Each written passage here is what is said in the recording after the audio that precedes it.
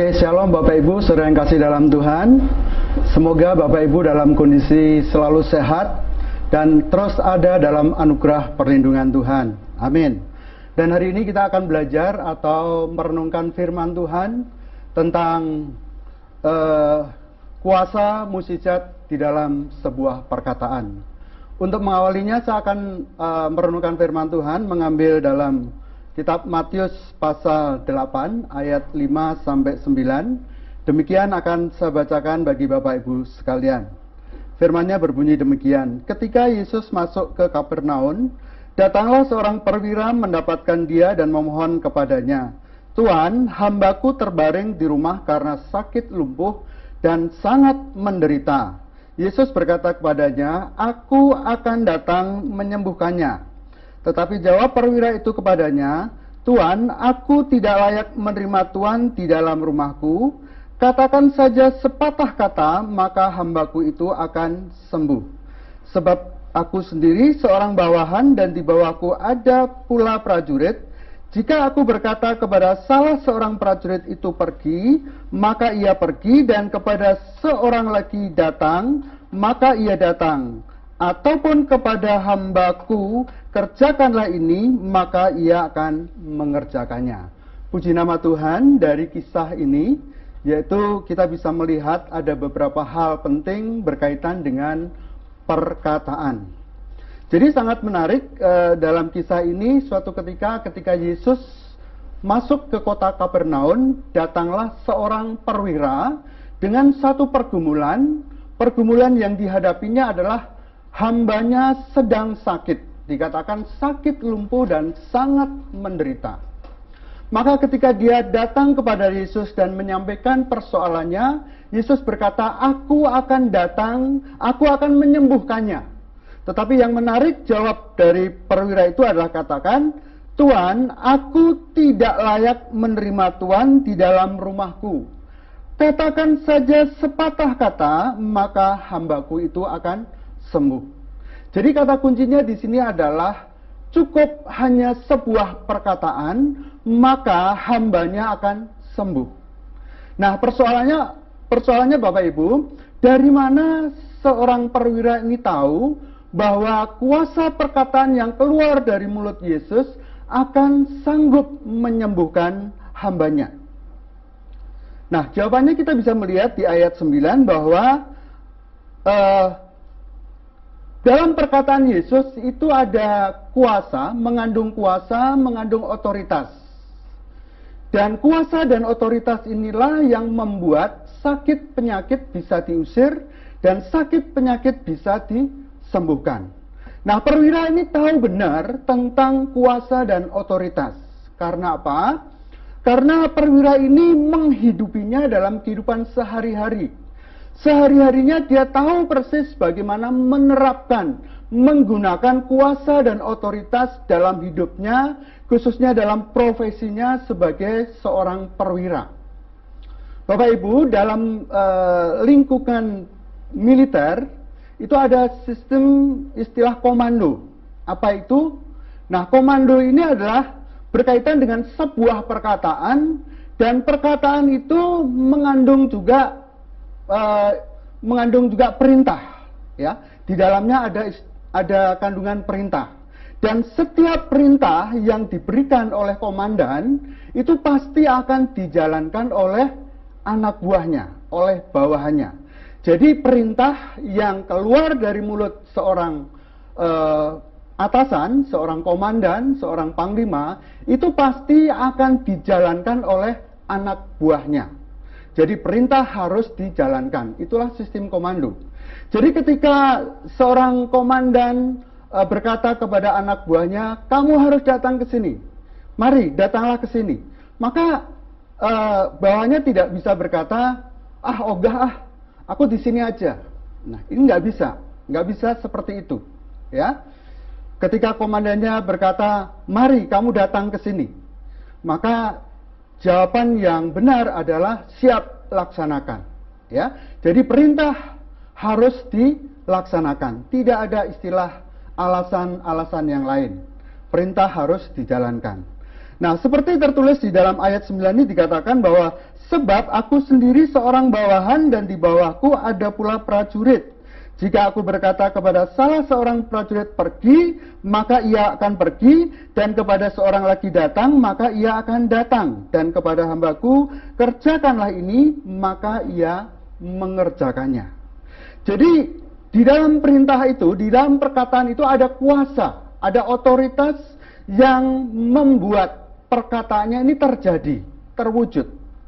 Ketika seorang komandan memerintahkan kepada anak buahnya untuk pergi ke suatu tempat, dan itu harus dilaksanakan, ya, bawahannya tidak boleh membantah.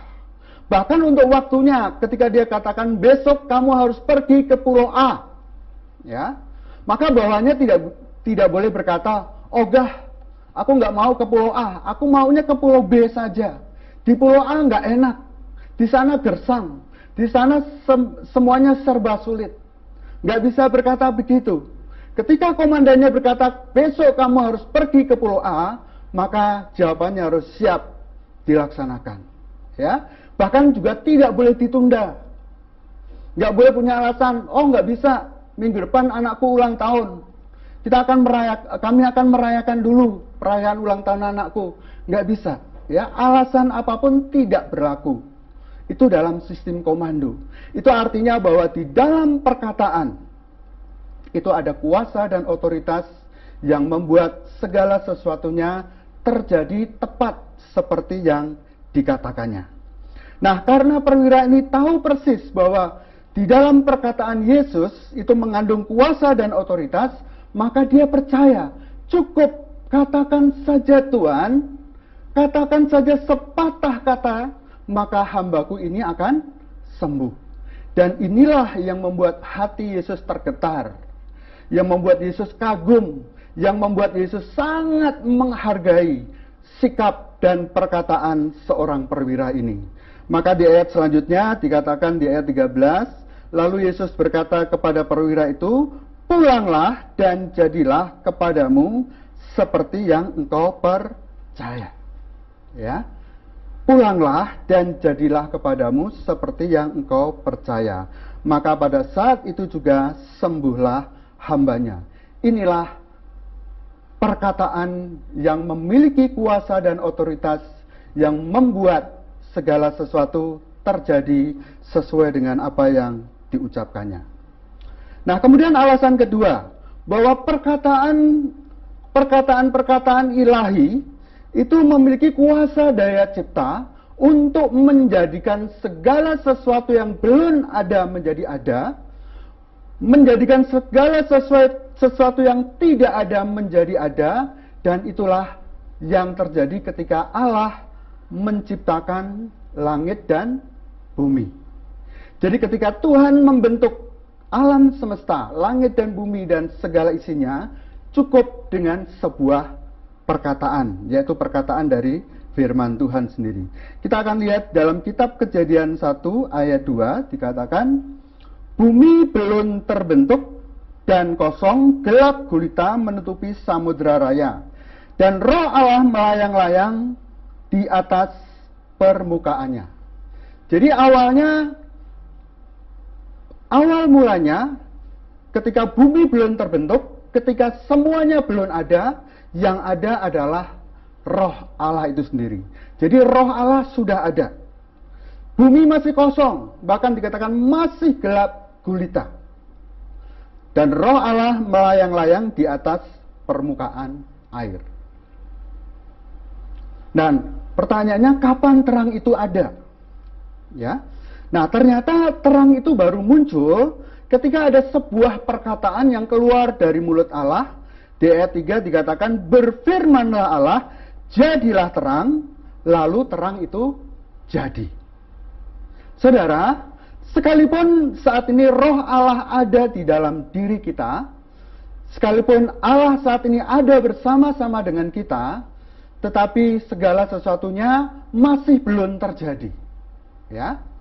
Dan segala sesuatu itu bisa terjadi, bisa terwujud ketika ada perkataan-perkataan yang keluar dari mulut Allah. Sekalipun perkataan itu juga bisa datang melalui mulut kita.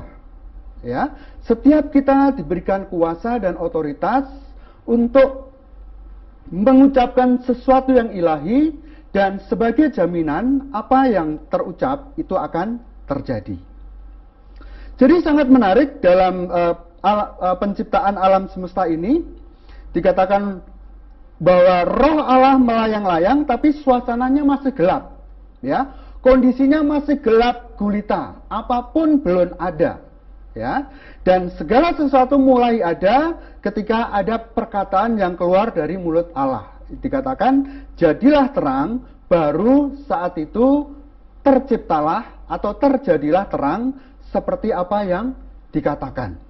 Nah, karena itu bahwa perkataan-perkataan ilahi ini mengandung kuasa daya cipta, ya, mengandung suatu kuasa untuk menjadikan segala sesuatu yang belum ada menjadi ada, ya. Jadi dia bisa menggerakkan datangnya terang. Perkataan itu bisa menghidupkan, ya, membawa sesuatu yang belum ada, yang sesuatu yang belum nampak menjadi nampak atau menjadi ada. Nah, saudara kasih dalam Tuhan, dalam kehidupan kita secara pribadi, setiap kita memiliki sisi kegelapan, ya. Setiap dari kita memiliki sisi-sisi kegelapan yang berbeda. Nah, kegelapan itu akan hilang atau digantikan oleh terang ketika mulailah ada perkataan-perkataan ilahi yang bisa membuat kegelapan itu hilang. Ya, sebagai gantinya adalah terang. Di bangsa kita ada suatu istilah, ya, yang dikumandangkan oleh Ibu Kartini yang berkata bahwa habis gelap terbitlah terang. Ya, saya tidak tahu dari mana, tapi ini perkataan yang ilahi. Ya, ini perkataan ini sesuai dengan firman Tuhan. Ya, dan saya tidak tahu apakah saat itu Ibu Kartini sudah pernah baca firman Tuhan, pernah baca Alkitab ini atau belum. Tapi perkataannya itu tepat sekali sesuai dengan firman Tuhan. Habis gelap terbitlah terang. Nah, seperti tadi saya katakan bahwa setiap kita memiliki sisi-sisi kegelapan. Dan kita tidak mau bahwa kegelapan itu menguasai hidup kita. Kita mau kegelapan itu berlalu. Dan mulailah terang Tuhan bercahaya, menyinari kehidupan kita. Ya, contoh saja, misalkan satu orang memiliki sisi kegelapan dalam hal misalkan kebodohan. Ya, anak ini sudah belajar, sudah berusaha untuk belajar dengan baik, tetapi ternyata dia dikatakan kurang cerdas, ya istilahnya. Kalau tidak mau disebut bodoh, tapi katakanlah dia kurang cerdas. Nilai-nilainya banyak yang merah, ya. Nah, hal ini oleh orang tuanya, mungkin orang tuanya menjadi sebal, ya, menjadi jengkel ketika menerima rapot didapati nilai anak-anaknya merah. Nah, ketika Bapak Ibu mendapati hal yang demikian, jangan Bapak Ibu mengutuki anakmu, jangan berkata bodoh kamu. Tapi mulailah Bapak Ibu berkata bahwa kamu adalah anak yang cerdas, kamu anak yang pintar, kamu diberkati oleh Tuhan. Katakan itu. Katakan itu adalah sebuah perkataan ilahi yang akan mengubahkan kebodohan menjadi kecerdasan. Ya. Ya, di sisi lain mungkin kegelapan kita adalah misalkan sakit penyakit, ya. Nah, pada saat Bapak Ibu mendapati diri Bapak Ibu sendiri atau mungkin kerabat dari Bapak Ibu mengalami sakit penyakit, ya, dan mulailah saudara mengambil langkah iman dengan katakan engkau akan sembuh. Atau kalau itu untuk dirimu sendiri katakan aku akan sembuh. Ya, sekalipun kondisinya masih sakit, tapi dengan langkah iman melalui sebuah perkataan, katakan aku akan sembuh, aku akan disembuhkan. Nah, perkataan-perkataan itu bisa menggerakkan kesembuhan dalam diri Bapak Ibu secara pribadi. Ya, sebagai kesaksian ketika saya pernah dirawat di rumah sakit, ya, saat di ICU tidak bisa melakukan aktivitas apapun, ya, selain tidur berbaring. Dan saat itu saya teringat untuk mengatakan perkataan-perkataan iman, ya seperti ini. Setiap hari saya katakan saya sembuh, ya. Lukas, kamu akan sembuh, kamu akan segera sembuh. Sekalipun kondisinya pada saat itu saya masih terbaring sakit, tapi saya berkata saya akan sembuh. Saya disembuhkan oleh kuasanya, oleh bilur-bilurnya, aku telah disembuhkan. Dan sebagai buktinya bahwa saat ini, puji Tuhan, saya mengalami kesembuhan, pemulihan yang daripada Tuhan. Setiap kita memiliki sisi-sisi kegelapan yang lain. Kegelapan mungkin karena kutuk, ya, kutuk kemiskinan, kutuk-kutuk dosa. Nah, itu harus kita singkirkan. Mulailah kita lawan itu dengan sebuah perkataan yang mengandung iman. Perkataan-perkataan ilahi yang dapat menggerakkan apa yang belum ada menjadi ada, dan perkataan-perkataan yang bisa menghidupkan kepada kita. Jadi kegelapan itu harus diperintahkan untuk pergi supaya terang itu datang. Bahkan perkataan-perkataan iman ini juga berlaku untuk lingkungan, ya, untuk alam. Ketika terjadi suatu peristiwa, Musa membawa bangsa Israel keluar dari Mesir menuju tanah perjanjian, dan di suatu ketika mereka kekurangan air dan mereka sangat butuh air untuk air minum buat mereka dan juga untuk ternak hewan mereka. Dan saat itulah bangsa Israel meminta kepada Musa, mereka bahkan bersungut-sungut kepada Musa untuk diberikan air. Dan Tuhan berfirman kepada Musa, perintahkan batu ini untuk mengeluarkan air. Jadi sekalipun Musa melakukannya dengan cara yang salah, jadi bukan memperkatakan tapi memukul batu itu sampai akhirnya batu itu mengeluarkan air, sehingga Israel dan hewan peliharaannya bisa meminum air dengan sepuasnya, ya. Dengan sebuah perkataan maka terjadi tepat seperti yang diinginkan. Nah, kemudian Bapak Ibu, banyak contoh-contoh dalam perjanjian lama maupun perjanjian baru, kisah-kisah melalui perkataan yang diucapkan yang bisa mengubah sesuatu yang tidak ada menjadi ada.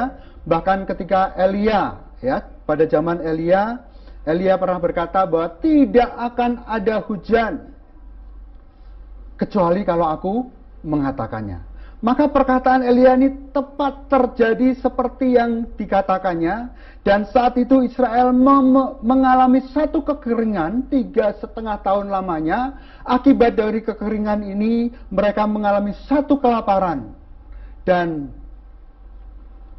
kekeringan yang luar biasa ini berdampak, ya, untuk semua bangsa, ya, semua negara mengalami suatu kekeringan. Sekalipun Elia sendiri juga harus menanggung dampak akibat sebuah perkataannya, ya, perkataan yang mengandung kuasa.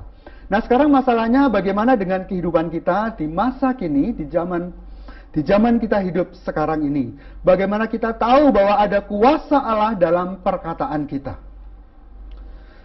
Yohanes 1 ayat 12 mengatakan bahwa setiap orang yang telah menerima Yesus Kristus sebagai Tuhan dan Juru Selamatnya, dia akan diberikan kuasa sebagai anak-anak Allah.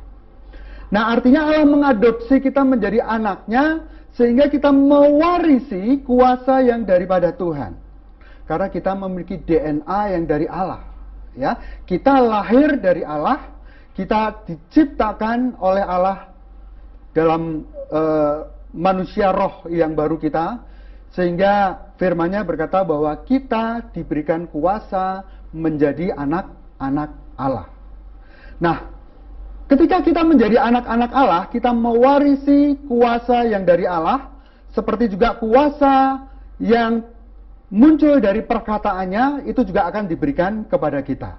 Itu sebabnya kepada kita dinasihatkan untuk selalu mengucapkan pengakuan iman, mengucapkan kata-kata yang sesuai dengan firman Tuhan, itu sebagai langkah iman kita, sebagai pengakuan iman kita untuk mengucapkan hal-hal yang kita kehendaki. Ya, seperti tadi saya katakan, ketika kita sakit, kita bisa berkata, kita sembuh, aku sembuh. Katakan, aku diberkati. Ya, aku tidak lagi bodoh, tapi aku menjadi anak yang cerdas, menjadi orang yang cerdas. Hidupku diberkati, pelayananku diberkati, pekerjaanku diberkati, rumah tanggaku diberkati. Apapun juga yang aku sentuh dengan tanganku diberkati oleh Tuhan. Ini contoh perkataan-perkataan ilahi, perkataan-perkataan yang bisa mengubahkan keadaan yang tidak baik menjadi keadaan yang baik. Kenapa? Karena kita mewarisi kuasa perkataan yang dari Allah. Karena kita sudah diangkat menjadi anak-anaknya. Lalu hal yang kedua adalah bahwa kuasa perkataan itu sudah dimeteraikan kepada kita.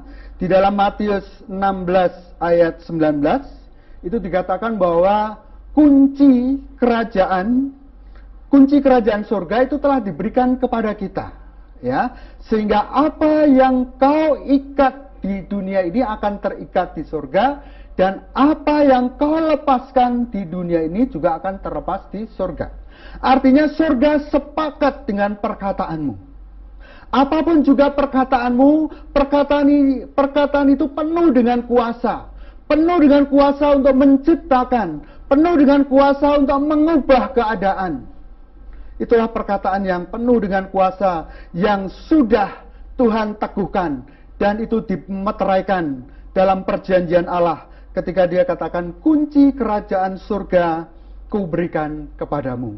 Apapun juga yang kau ikat di dunia akan terikat di surga. Apapun yang kau lepaskan, apapun yang kau ucapkan di dunia ini juga akan terjadi di surga. Ini sebuah kesepakatan, surga dan bumi menjadi sepakat dengan perkataan ini. Ya. Nah, karena itu Bapak Ibu saudara yang kasih dalam Tuhan, sebagai suatu nasihat bagi kita untuk kita boleh mengalami suatu kehidupan yang sejahtera, suatu keberhasilan dalam setiap apapun yang akan kita buat, nasihatnya adalah pada Yosua 1 ayat 8. Firman-Nya berkata, janganlah engkau lupa memperkatakan kitab Taurat ini, tapi renungkan kitab Taurat itu siang dan malam. Artinya perkatakan firman siang dan malam, renungkan firman Tuhan itu. Dengan demikian engkau akan bertindak hati-hati sesuai dengan apa yang tertulis di dalamnya. Maka bagian terakhir dikatakan, perjalananmu akan berhasil dan engkau akan beruntung. Setiap kita pasti menghendaki adanya satu keberhasilan. Berhasil dalam kehidupan kita secara pribadi, secara keluarga, dalam pelayanan, dalam pekerjaan, dalam apapun setiap perbuatan tangan kita, biarlah itu menjadi berhasil adanya. Puji nama Tuhan, biarlah renungan firman Tuhan pada saat ini boleh meneguhkan setiap kita. Amin.